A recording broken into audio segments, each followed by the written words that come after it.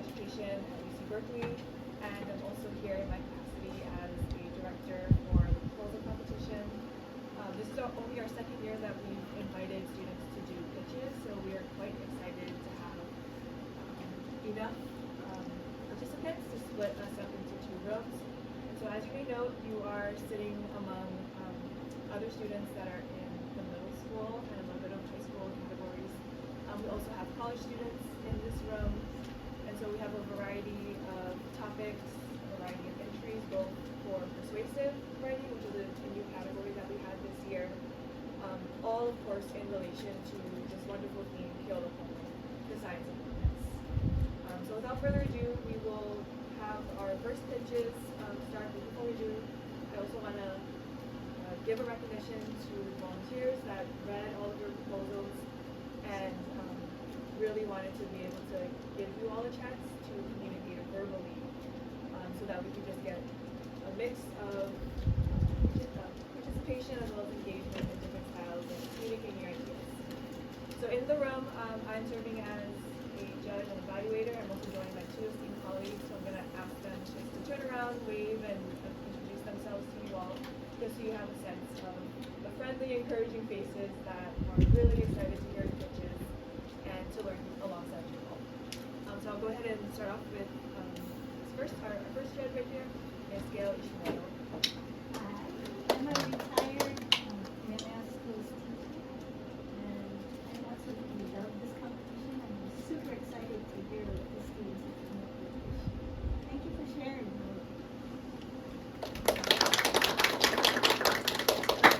How's it, everyone? I'm a professor of psychology at UH Manoa. Different space, but still excited to hear a lot of the ideas that we're having here. Very friendly, very encouraging, so excited to hear everything is going on. Thank you. And of course, we also want to give a big shout out to the parents, siblings, people who brought you all here. Thanks so much for taking time out of your Saturday to spend to support all of your students. Without further ado, we'll get started with our first pitch. We have Shinwei Yu from Kalani High School.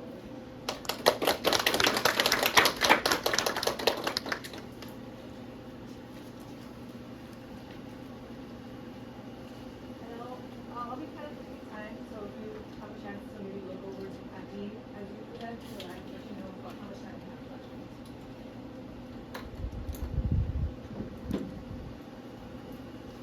Aloha guys, my name is Shinwei Yu from Kalani High School. My proposal is about investigating the relationship between a specific substance and water. Have you ever pulled a slightly damp shirt from your closet and found it mold covered? In Hawaii, our humid climate makes this a constant battle. My project aims to find a solution by testing an eco-friendly laundry detergent to see if it can prevent accident. So the problem is our environment. Mold thrives in the exact warm, humid conditions we live in. This damages our clothes and creates a household nuisance. My project asks, can the concentration of the eco-friendly detergent, specifically one using methyl ester sulfonate, which is MES, slow down mold growth compared. So this is a formula of MES on the right corner. Then here's my plan to for this experiment. My hypothesis is that higher concentrations of MES will slow mold growth. First, I will contaminate identical cotton fabric samples with the same mold solutions. Then I will simulate washing them with different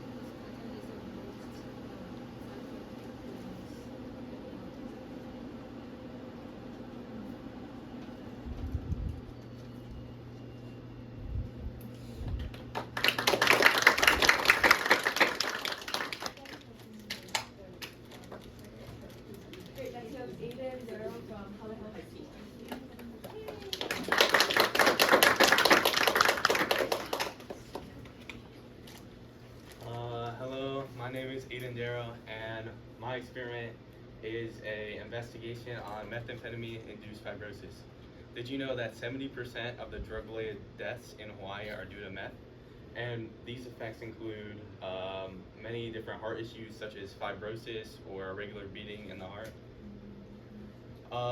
Specifically, fibrosis causes an increase in collagen in the heart, which mainly it causes lots of issues such as muscle stiffness, causing the heart to pump blood less efficiently.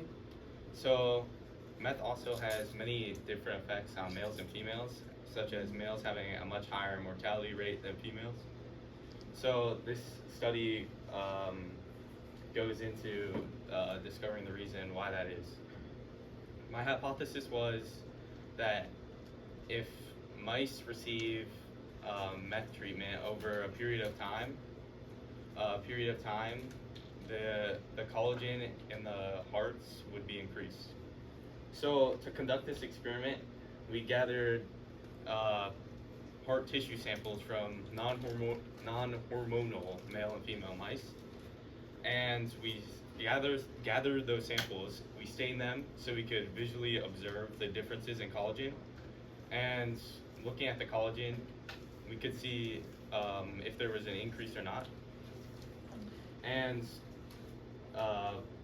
by doing this study, I hope to find out more about about the effects of why meth causes differences in males and females, and find possible cures or treatments to patients, and seeing if we can find possible pathways to target when we try to do meth treatment. Can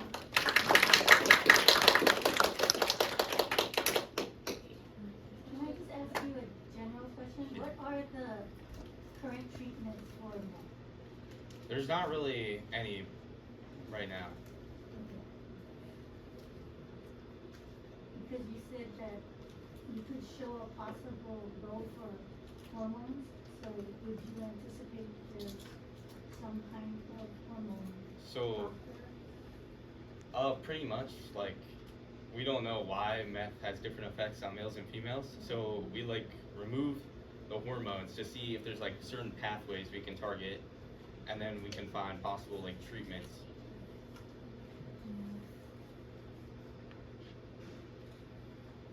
Just a clarification, the fatality of meth is based on physiological, or sort of, is it? So, the top, when using meth, well, the top one is over-injection of meth, but the second one is related to heart issues, like fibrosis.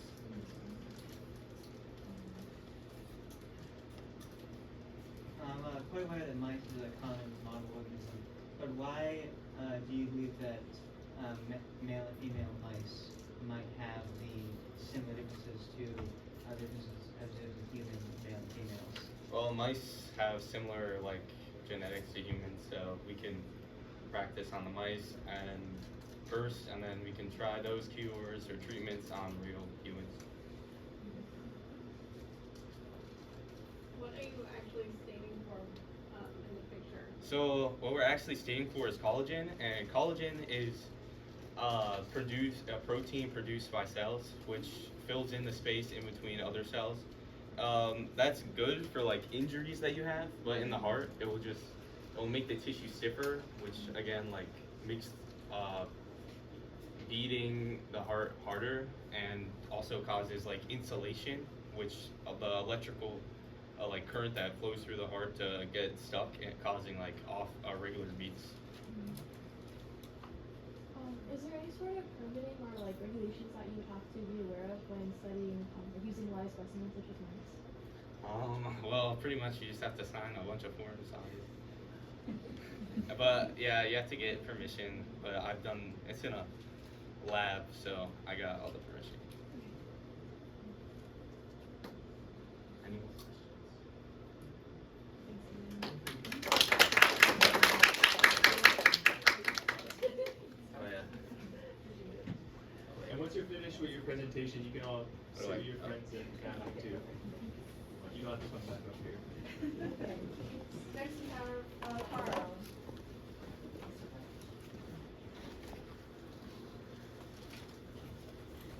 Good morning, everyone. I would like to ask you, how much paper do you use on a daily basis? A lot of paper. Did you know that a typical high school uses about 2,000 sheets of paper in an average day? And combine this by the amount of school days that we have, that's 320,000 sheets of paper for one high school. Multiply that by the amount of high schools on our island and then amount of high schools in the world. As you can see, paper waste is a really big problem, especially in Hawaii, where we have very limited land resources. And it's important to look at this issue in terms of sustainability and environmental impact. Paper actually takes up about 1/3 of the world's solid municipal waste, which is the amount of waste that takes a long time to biodegrade, especially in environments such as a landfill. We know that a lot of these issues can be seen in the legislative, as the Waimanalo Gulch, for example, is seen to shut down as soon as 2028 because of how much paper and trash that we're actually putting into these kind of situations. And once you use paper, you don't really think about where it goes after, but it still lasts and it still is impacting our environment and our communities, even way after you throw it away. So I would like to suggest the solution of recycling this paper. Well, we know that only 1/3 of the amount of recycled materials are actually recycled in an efficient way. This being said, it's important to make sure that we can actually improve the amount of efficiency that recycling can actually hold for our community. And one way to do this is by actually doing small-scale projects to increase the efficiency locally before we can upscale the amount of recycling that we can propose in our community. So my experiment is basically looking at the different additives that we can add to paper pulp to make recycled paper a stronger material. One common stigma that comes with recycled material is that the quality may decrease as you recycle the material. In order to supplement this issue, it's important that we look at what we can do to actually keep the same quality without compromising our environment. So to specifically get to the variables of my experiment, I would be testing different binding agents such as 2% cornstarch and 2% PVA, which is polyvinyl alcohol. These are two biodegradable and FDA-approved additives that can be sourced ethically and cost efficiently. That being said, along with my additives, we're going to do 3 time variables for refining time in the paper making process. And to kind of entail this paper making process, it involves soaking old sheets of homework or whatever kind of paper waste you have in hot water to basically make the fibers softened up. Then you would blend it and make sheets out of that, and then press the paper into sheets and then dry them. I actually have a club at my school that I founded this year called Daylight Upcycle, which revolves around doing this exact process, as you can see in the picture here. I do this with my friends at home, and honestly, it's a really big empowering thing where we're having this issue such as recycling and landfills filling up, where we can actually see ourselves making solutions in our own homes. We don't have to wait for like a big company to pick this project up and just do it themselves. We can do it right now with our family, with our people, and that's very relieving for someone who has something like climate anxiety or something like environmental worries when it comes to, are we really able to protect our environment and protect and preserve what we have on our islands today. And then my expected outcomes, I'm looking for a clear data set showing a combination of binder and processing time to create the strongest and smoothest paper, looking at dependent variables such as tensile strength, tear resistance, and surface smoothness. Thank you, judges.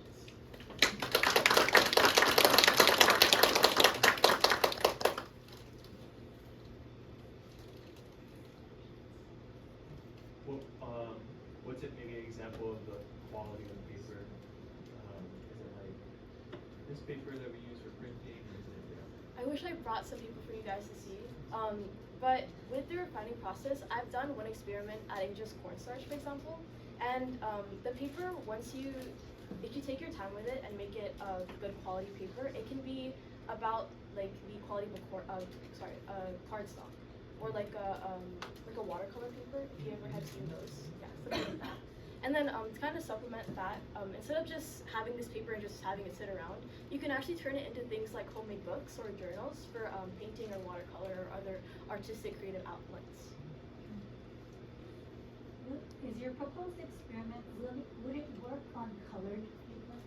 Yeah, so the quality of your paper kind of just is a summed up of what materials you're using. So if you want a certain color, you would use color like that certain color paper. But I've heard of people using like bleach or like some kind of microbial inoculant to take the color of the paper out if you would like to have white paper. It just kind of depends on what you want and kind of what you're willing to experiment with. Do you think you would be able to mass produce a system? And if you are, do you think it would cost more than the output you get? I would say that it really depends on the success of experiments like this. It really starts off with the small scale and making sure that we can actually find an efficient solution, that we're not like wasting resources making it industrialized. However, I do see this kind of project as a very promising outlook, and if we can manage to get a really like a project that can be replicated on a big scale, that would be very beneficial, and it would be very efficient in that sense.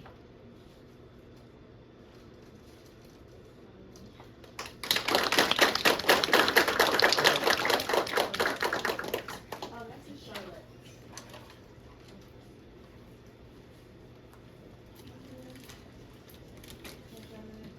Ariel. Oh, okay. Is it a video?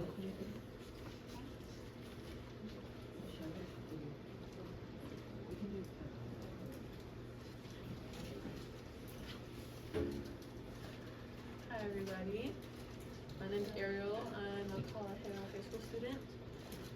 My project is about, it's a DIY development, sort of. I'm trying to see the efficacy of community-based education on reducing low-income housing costs. The goal of this project is to look at low-income families, right? We're considering the cost of the houses that are being created for these families, and a lot of the times we see a lot of groups that are trying to make this work, government groups, nonprofit groups, and it's although it's happening, it's not happening at a rate that really is effective. And here I'm trying to make see an innovative solution that aims to assess the efficiency of, if people were taught fundamentals of construction, they could go and work on these houses and reduce those costs. So the expected outcome would be that individuals could effectively retain the necessary information. They could take in building their houses, and this could be done as an individual with just their low-income family, or it could be done with communities as well, which I think would be a great idea.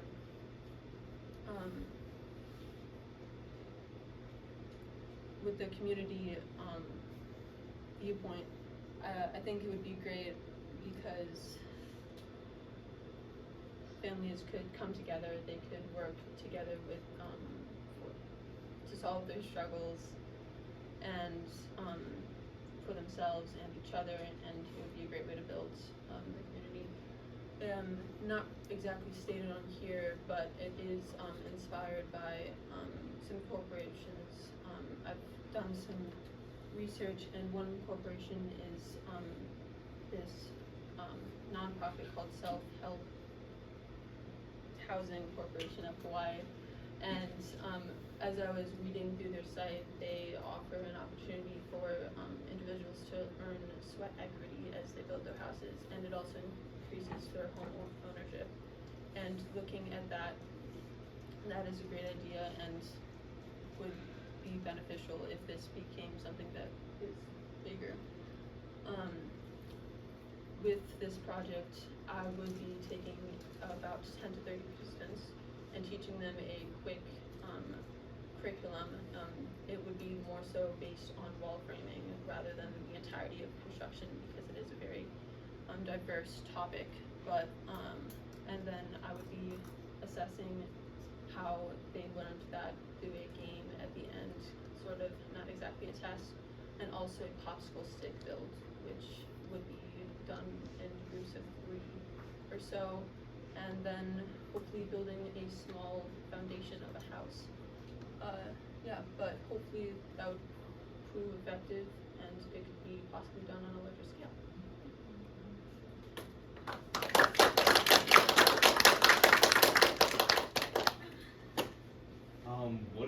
range for the education on this topic?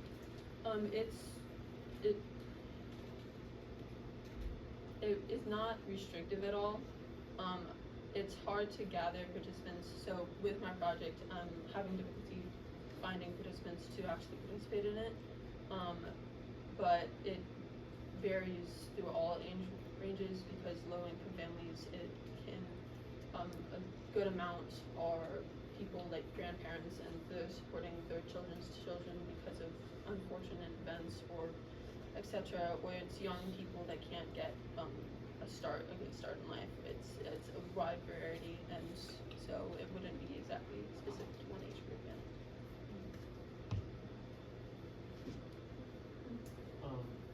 Are there different sort of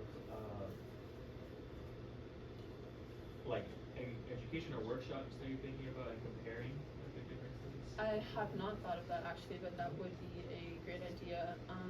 I feel like it's definitely hard because construction is an in-depth thing.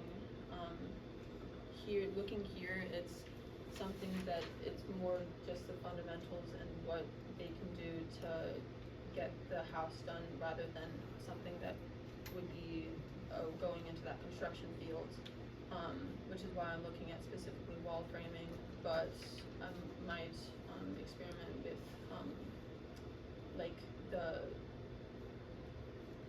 other parts like drywall area and the interior, maybe not plumbing and electricity. It's like that needs to be done by a technician, so that's not something that I could technically look into teaching people. But other than that, yeah, that would be a great aspect to explore.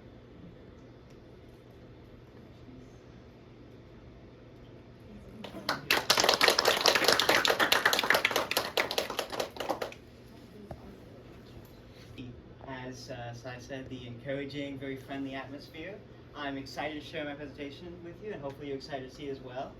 To present my project, I'm going to walk you through the 4 T's: test, track, trace, and translate. And hopefully with that approach, it's not going to be too much to take in. That's the 5th T. I'm testing how different types of artificial light at night or on land affect Artemia salina, also known as brine shrimp. These guys are small but surprisingly good model organisms. They're transparent, easy to observe, with highly dynamic behavior to match. If you look at the diagram on the right, you can see how this experiment is going to be set up. The first tank is the control, with a normal 12 hours of light and 12 hours of dark. That's the natural day-night rhythm. Then I have blue, red, and white light treatments to stand continuously at night. All other conditions, temperature, feeding, time, they'll stay the same. Only the light color changes. Next, I'm going to be tracking feeding activity and short-term survival over a 10-day trial. Basically, I'm watching how active they are, how often they feed or move, and how long they survive under each color of light. Because of their transparent bodies, I can easily see changes in their behavior and energy levels. The 3rd T is about tracing patterns, figuring out whether blue and white lights cause more stress or lower survival compared to red light or the natural cycle. We know from marine ecology that that blue light penetrates deeper into water and can disrupt circadian rhythms. Kind of like when humans stare at screens till late in the night. You know, the thing we're not supposed to do, but we all do anyways. Yeah, that. So I'm predicting that blue and white light will cause the most disruption, while red light might be less harmful. And finally, I want to translate these results into something meaningful, raising awareness about how artificial light causes ocean ecosystems to change from the ground up. If small shrimp like Artemia salina show measurable impacts, that tells us something huge about the unseen consequences of coastal lighting on not just invertebrates, but fish as well. To wrap it up, by using these little brine shrimp, I'm hoping to show how night lighting ripple out into ocean ecosystems. Big ideas, small shrimp. Thank you. I'm open for questions now. Yeah. If you're successful in your experiment, what's your next step, or what do you plan to do?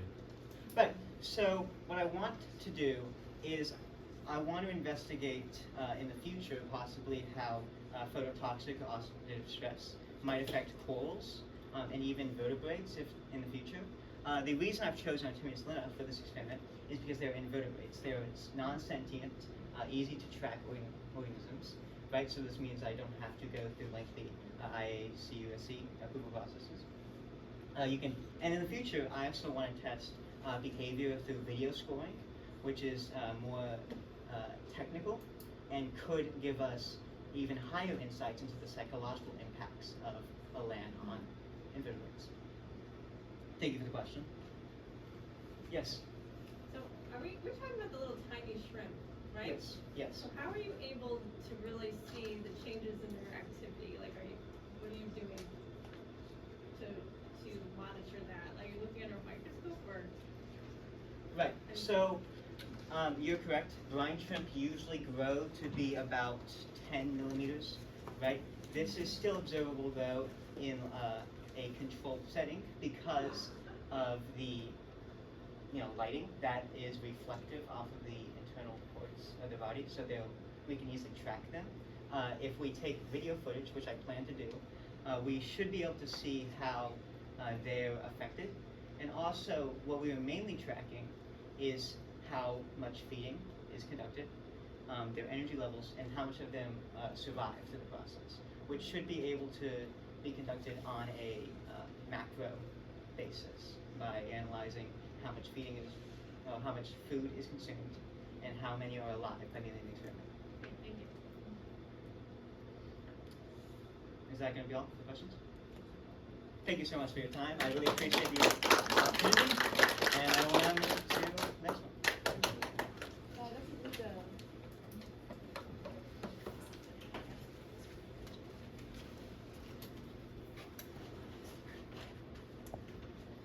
Aloha, Omiko Ko'uinoa.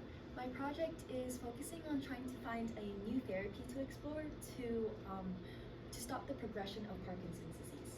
And so Parkinson's disease is a progressive disorder, which means it gets worse over time, and it affects non-motor and motor controls, which adds difficulties doing like normal daily functions.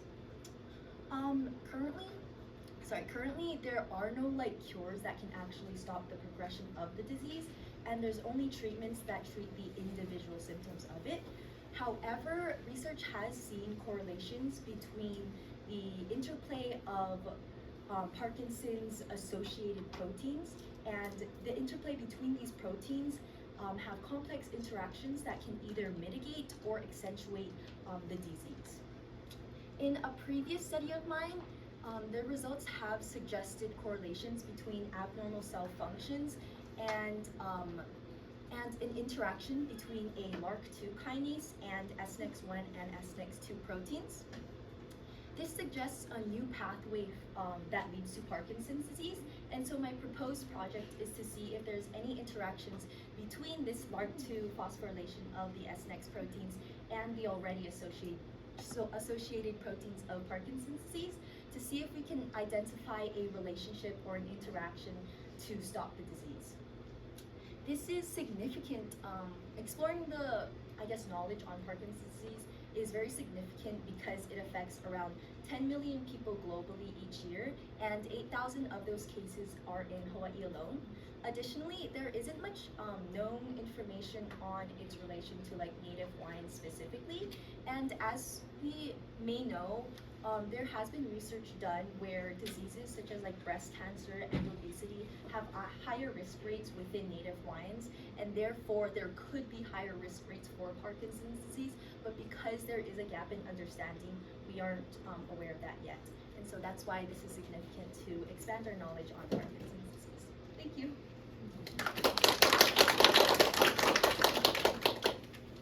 Yes. Yeah. Yeah. Do you know if Parkinson's disease has different effects on males or females? Sorry, I'm not too sure actually, but it does also depend on the person, like the symptoms wise, because it could just be like affecting your movement and like picking things up, or it could affect like your sleep, like patterns and stuff like that. So it does differ person to person, so I'm not so sure about its effects on the gender, though I would like to see if there's any more information that research has done to find out. Yes. You suggested that each person, each human has different risk factors or risk profiles for Parkinson's disease. And you also noted that we don't have a lot of info on native Hawaiians and how they have risks for Parkinson's disease. I was wondering if, what risk factors usually do we look at to see if this is going to indicate a higher likelihood of Parkinson's disease? What groups have we studied that shows these guys have a higher risk? So I actually don't know if like certain ethnic groups have higher risks yet, just because there's not a lot of information done on those. Because currently we don't even know like the root cause of it. However, we do know that there are some environmental factors that have been correlated with the progression of the disease. And also very little cases are sporadic, which means very little cases are connected with genetic factors that we know currently. And so it's kind of hard to say which ethnic groups have higher rates or risk rates currently. Yes. So what methodology are you proposing to look at the interactions between The proteins, yes. So in cell culture, I will attach a fluorescence marker to the DNA and the plasmids, and then these plasmids will be inserted into these cells. And so using the fluorescence markers, we can track like the movement and the functions of these proteins and what it affects within the organelles of everything. It also, if we do certain assays, like tracking the apoptosis like rates in cells, or the cytoskeletons, or the rates of neurodegeneration, that can directly link to Parkinson's disease, because Parkinson's disease is the loss of dopamine producing neurons. And so if there are cells that neurodegenerate, then that may indicate Parkinson's disease. So are you talking neurons? You're looking at, or what types of cells? So specifically LRRK2 and SNX proteins, we have those, I guess, similar conditions within hex cells. And so we can first experiment within the hex cells, because those are a lot easier and less expensive to experiment on. And then if we're looking for direct links to neurodegeneration, we can use the neurons themselves, just because they are the original environment that they were. So do you know, are the pathways similar in kidney cells compared to brain cells? The pathways, so for LRRK2 and SNX, they work kind of within the endosome, recycling and transporting different molecules throughout the cells.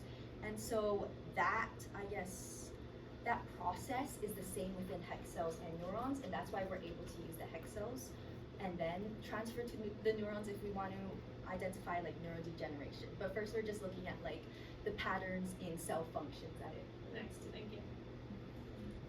Thank you.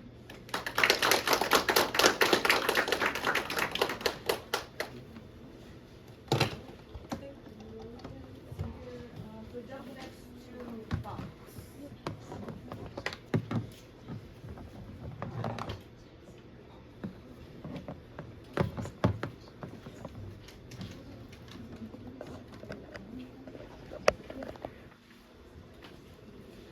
Hello, my name is Foxy Mabayashi, and I'm going to propose of how video games can help your mental health.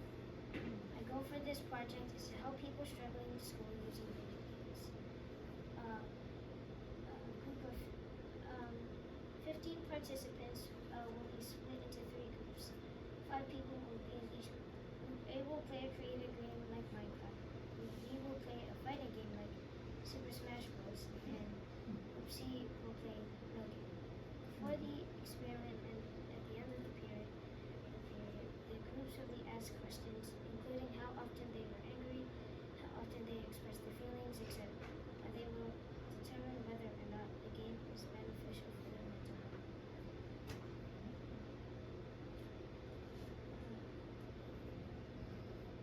Many people want to play video games all the time without melting their brain, but using games to help people is great, since people all around the world play video games. Everyone can take advantage of the benefits of video games. Some benefits are improved focus and sharpened puzzle solving. Even some counselors use Minecraft in their therapies with children. It's an effective way to get in touch with the child. Video games can prevent students from becoming upset. This is superior because students who can focus have a higher chance of retaining knowledge, which is the material they learn the less. Upset students can develop behavioral issues and miss out on learning opportunities. Behavior behaviors that result in movement from class creates educational time missed by the most. This disrupts other students' learning. But in the end, it's just video games.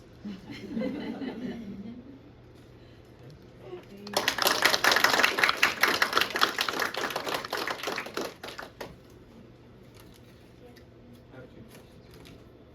First, who's your favorite Super Smash character? And then number two is what will the kids be doing in the no game? Will they just be sitting? My favorite characters in Civil War, and the kids in Group C will like just be doing whatever they want. Just hanging out in the room? Yep. How long would you let them play the game? 5 hours for 5 5 hours for a month. Maybe Oh, for a 2. month. Maybe 2. Kids in the control, not staying in the room for a month though.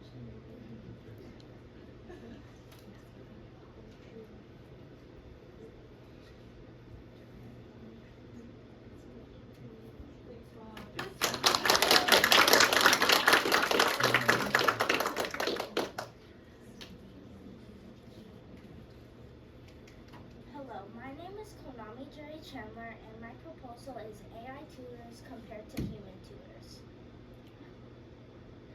I will compare AI tutors and human tutors to see if AI tutors are effective. I hypothesize that either type of tutor will help students equally, but most parents would choose a human. The estimated cost of an AI system is approximately $20 per tutor annually based on a 2-month study. Meanwhile, human private tutors cost roughly $25 to $85 an hour. For the experiment, 10 parents and 10 children will both use a tutor. One group will use a human tutor and the other will use AI for 1 month. They will learn from them, then take a test to see if one tutor is better or if there is no significant difference.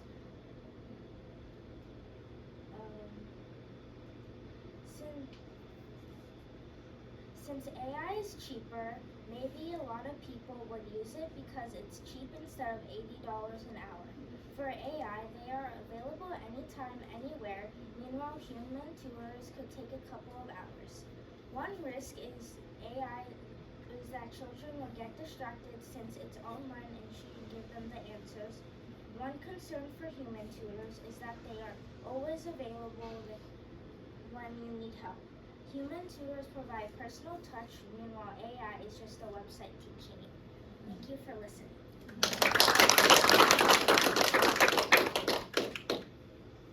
Yes. So since you mentioned that AI can be used anytime, anywhere, do you think that there's going to any controls in the study placed on how much the groups that are having AI tutor can study compared to how much the human tutor group can? Because I understand that AI tutoring will be available at all times. Yes, probably there will be more studying with the AI since human tutors could take a couple of hours to book or get one. Any more questions? Yes. So you say parents will prefer human tutors. Is there data on what the children would prefer? Maybe they will prefer the human too since there is personal touch and they could understand the children's feelings. Thank you. Any more questions? What subject? Any subject is fine, whatever they need to learn. Any other questions? Thank you.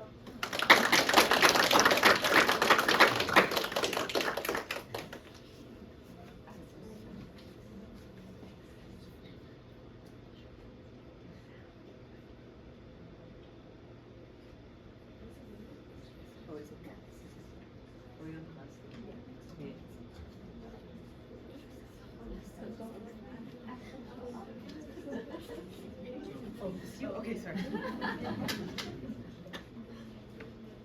Hello, my name is Axel Chu, and and I'm excited to introduce you to my app concept, the sugar detecting app. Designed to help kids and families make smarter food choices, starting with sugar. Obesity is a growing problem in Hawaii, according to Dr. Claire Kuleilani Hughes. Nearly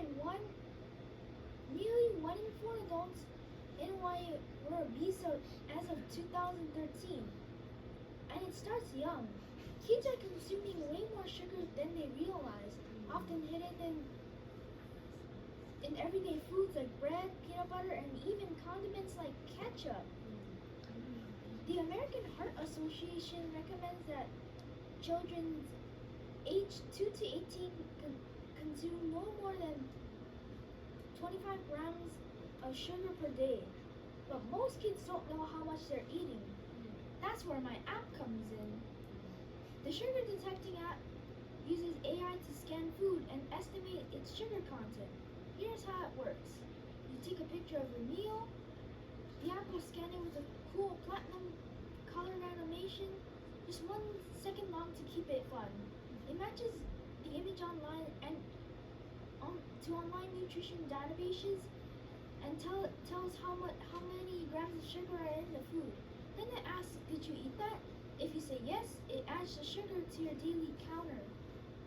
As you eat sugar throughout the day, the app tracks your sugar intake. If you hit your daily limit, 25 grams for kids and women, and 36 grams for men, it sends a friendly alert. Hey, you hit your sugar limit. Try eating something healthier. To keep the kids engaged, the app includes fun rewards. Stay under your sugar limit for 5 days and you get to choose a prize. If your sugar level's under 50%, you'll unlock a slot machine style snack meal for a surprise treat. This turns healthy eating into a game, making nutrition fun, not boring. Yeah, some kids might complain about fewer sweets, but long-term benefits are huge. Healthier habits, lower obesity rates, and better awareness of what we're putting in our bodies. Once the sugar detection works well, I plan to expand the app to track calories, protein, iron, potassium, and fat too. The app will be free to download with privacy protections built in, no names required, just age and gender or parental permission. The sugar detecting app is more than a tool. It's a movement toward healthier choices, starting with the youngest generation. With AI gamification, we can make a real difference. Thank you for your time.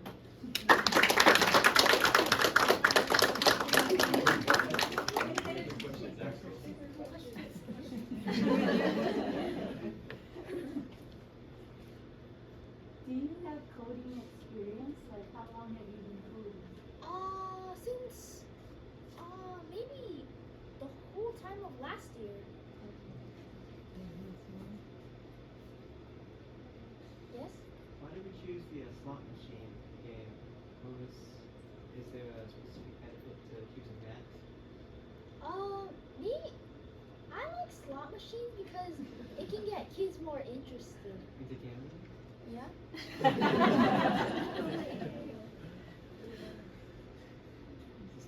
I like this. So we're scanning the food and it's like as it is. Yeah? You know? Just to find the sugar to decrease all the obesity rates that are here. Yeah. So like if I scan my cheeseburger from Burger King and scan my cheeseburger from McDonald's, it should pick up the differences. Yeah?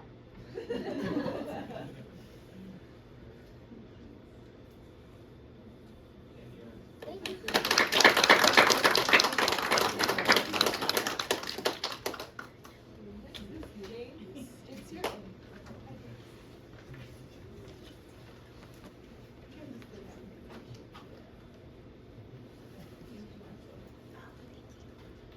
Hi, my name is James Beecroft and my project is called Using AI to Help Benefit Farms, Gardens, and the Environment.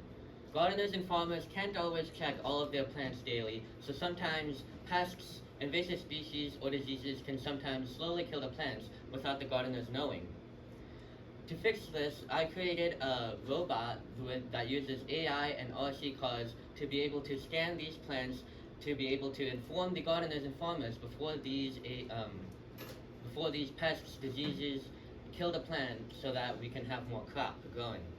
This robot will have wheels and a suspension to be able to ride over rough bumps. This robot will also be able to change sizes to adjust to any garden that a farmer may have, or gardener. And this will also be made out of recycled material to be affordable to many people. And this also uses an AI camera on the top to be able to use AI to scan the plants, so that they can help detect and inform the person or gardener through an app, so that the gardener can take care of the pest or whatever is harming the plant before the plant dies. We live on a hill near the cliff where there's large albizia trees and other large trees. And during hurricane season, these trees were almost, one strong wind could have blown these trees away. So this made me know the importance of early detection. So to do that, to fix and inform people more earlier, this robot will also be able to go into the hills or forests to be able to search and scan through the trees, to be able to maybe find any wildfire risks or any diseases with diseases that are not visible to the human eye, so that people can know that trees or this tree is dangerous or these invasive species are here, so that we can take care of them and help Hawaii and the whole entire world as well. And this robot could also find lost pets and inform the community as well.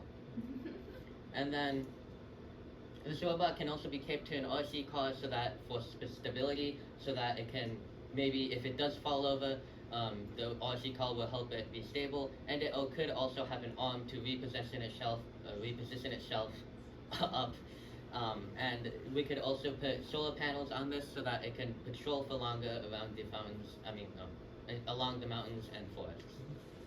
Thank you. What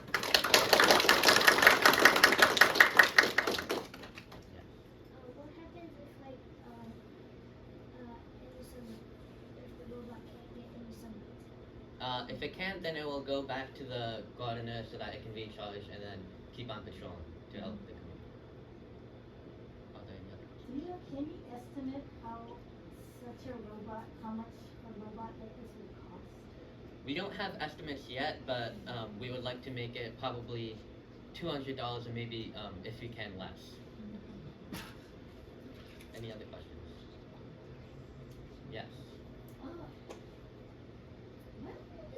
this ever be invented yet?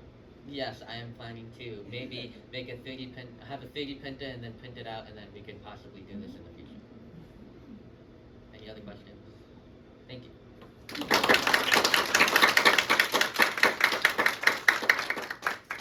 Kelsey?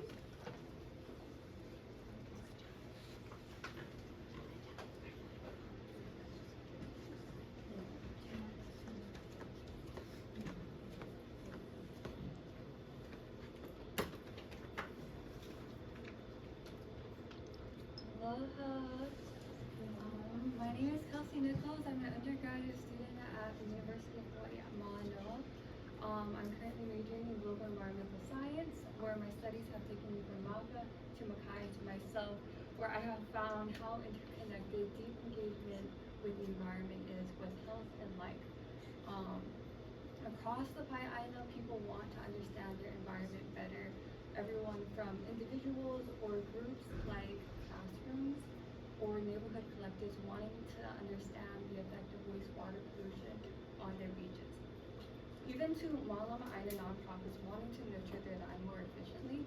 However, this is dependent on the ability to recognize patterns of change.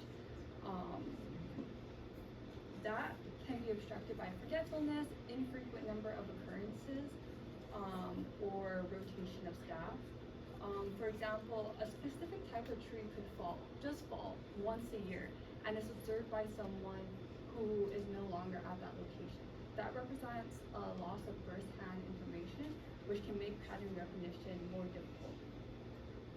There exists a number of physical books or journals that allow you to chart your observations. However, there does not currently exist an online platform to do this. So you can already see the limitations to physical books for groups of any size. I propose an online platform for people to log changes and one that provides some simple data analytics to help the user identify patterns of change. And this will persist regardless of, say, organizational changes. These graphs will be composed of whatever variable the user is interested in, so it's highly flexible, whether you're a group that works towards the ocean or you're all the way up in the mountains, or you're just a student who's curious. The graphs will be composed of whatever variable the user is interested in and can be visualized using bar charts, line plots, and more. And this does include qualitative data. So if you are questioning how you're feeling today, that can also be visualized. All of this will be done using Python from the web interface to using machine learning and neural networks for the data analytics portion. An example of the flow of logic and perhaps what a bar chart will look like is at the bottom of the screen. My intention is to provide a platform for the user to observe something or some system deeply, and then to watch it change as you do. Because as Federico Fellini says, description of an experience is not the experience itself. You must experience it yourself. So that is my project. Thank you so much for your time. I'm open to questions.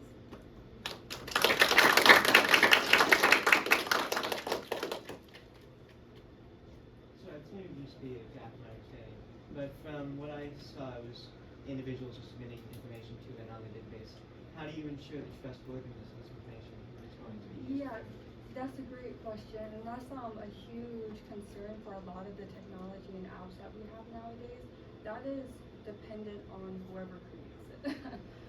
Which you can create all of the privacy components you want. That gets a little bit more tricky when you work with third-party platforms. So say I use something, another online platform to help me with the coding or the data analytics portion. I now have to look at their security to ensure that they don't take it, or I can restrict what they take in any way.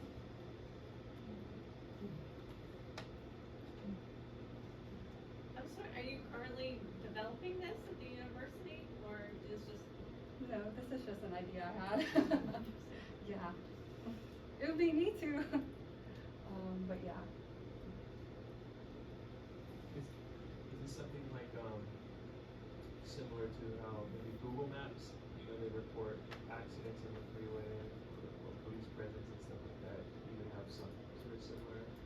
That would be a long-term goal, to be honest. Another thing that farmers, makiais report is that they would like to know what's happening in Makai. Someone working at a fish pond might know, and they can log their observations in. And if there's a cloud bank, then that farmer doesn't have to go without that information or have to reach out. And you know how reaching out is, So that would be a long-term goal and a great extension of it. But yeah, just starting with like an online kilo journal. Yeah.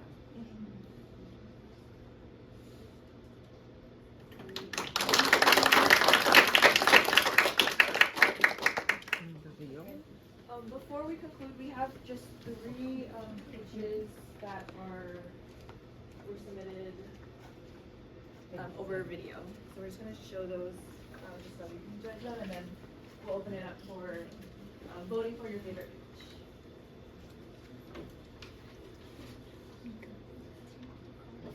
Do you want to read off their? Yes, don't need to do James. Okay. So we're just going to have Charlotte Bronstein first. Hi, my name is Charlotte Bronstein, and I'm a junior. One second, guys.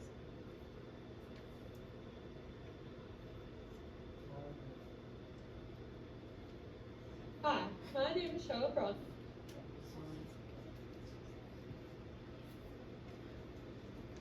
and I'm a junior at Seabury Hall on the island of Maui. My proposed project is an experiment testing the ability of native Hawaiian plants to filter gray water in lab-scale horizontal subsurface flow constructed wetlands. Constructed wetlands are simple, cost-effective, sustainable filtration systems which mimic natural wetlands in order to filter wastewater. In order for constructed wetlands to be viable wastewater filtration systems in Hawaii, Native plants must be able to remove pollutants in a constructed wetland. Many parts of Hawaii are experiencing drought conditions which are only expected to worsen. This experiment would be beneficial for people living in dry areas as well as those who rely on water catchment systems, as recycling graywater for irrigation would help conserve potable water and reduce water use costs. As of 2020, the state of Hawaii has 88,000 cesspools which release 55 million gallons of sewage per day into the ground. The use of constructed wetlands would also benefit all people and organisms which rely on streams or the ocean, as recycling graywater reduces the amount of untreated graywater released into water sources and decreases the pressure on cesspool and septic systems. My methodology is as follows. 3 wetlands will be planted with native plants. 3 will be planted with non-native plants, which are commonly used in constructed wetlands. And 3 will be unplanted controls. Synthetic graywater will be continuously fed into each wetland. A sample of the influent at the start of each week will be tested for pollutant concentrations, and the effluent will be measured at the end of each week, also for pollutant concentrations. The effluent will then be compared against the influent to see the percent reduction in pollutants over each constructed wetland. Thank you.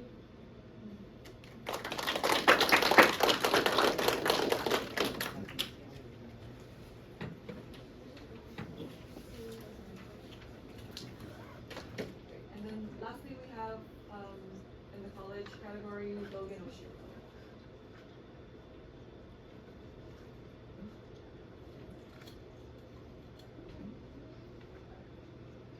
Aloha everyone, my name is Logan Oshiro. I'm a graduate from Molokai High School, and now I'm a freshman here at Loyola Marymount University. So my topic is on incorporating native plants and supporting rural healthcare.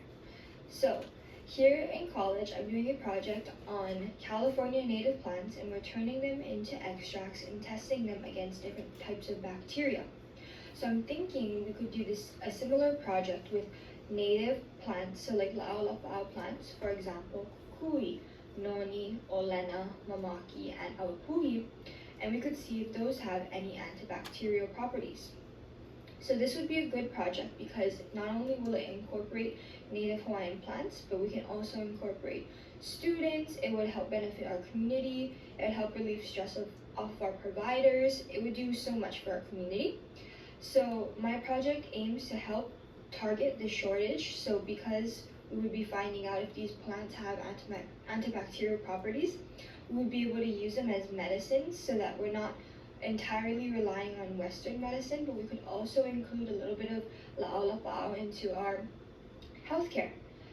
So this approach not only empowers our community to maintain basic health, but it also reduces the strain on limited healthcare resources, and it provides a culturally relevant strategy that aligns with traditional practices. So keeping up with healthcare in Hawaii is super important, especially in rural communities, because many rural communities are super far away from hospitals, so that chases people away from keeping up with their appointments and doctors and seeing specialists, and that's really bad because it can lead to unfound diseases and ailments. So I really hope that this project would help relieve that stress and pressure. Thank you.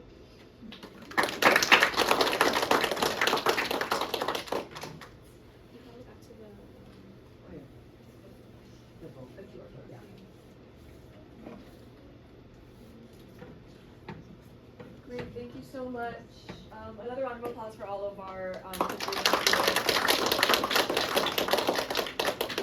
So the last, I guess, activity for everyone, if you could go ahead and scan this QR code, you can participate in the People's Choice for this room for the favorite pitch. Please also consider Logan's and Charlotte's as well, so not only just those that are in person, but also those that were submitted. We will tally these during the lunch hour, and then when our awards are announced toward the end of today's symposium, we will announce the People's Choice pitch as well as the overall top pitches for this the space, this room. Okay. Thanks so much. We will leave the TVs on, so if anyone wants to come up and take a picture with your slides, so that you can show it to your families and communities and your schools, this room will be open for you. You can go ahead and do that. We can go through folks a lot of pictures, especially with their families. But other than that, once you are done, you can feel free to return to the bigger room. Sorry, all the students who are in this room, we're gonna take a group picture up front. We'll also do that. So yeah, everyone presented, great job. A lot of cool projects. It was also really fun reading all the proposals. Like a lot of hard work went into it, and we hope you enjoyed kind of sharing out your ideas. But yeah, let's all the kids, all the students who participated, like please come to the front so you can take a picture. And shout out to all the parents who came to support. That means a lot. That's a lot of hard work. All of the consent forms. Thank you for coping with all of that.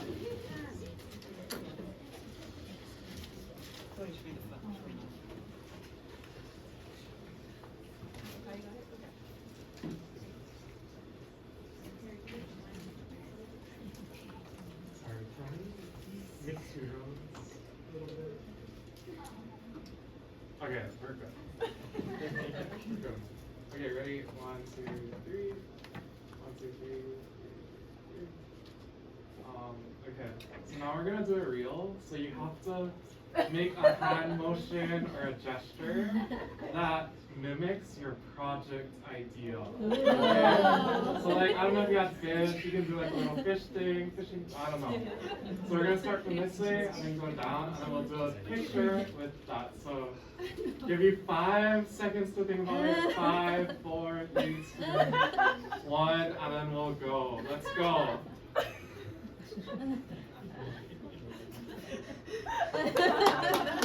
Awesome. So now reenact it again. We'll take a picture with your hand motion. Nice.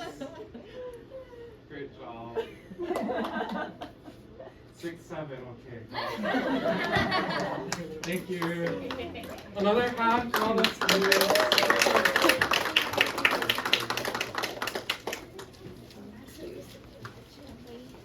Would anyone like a picture with their slide?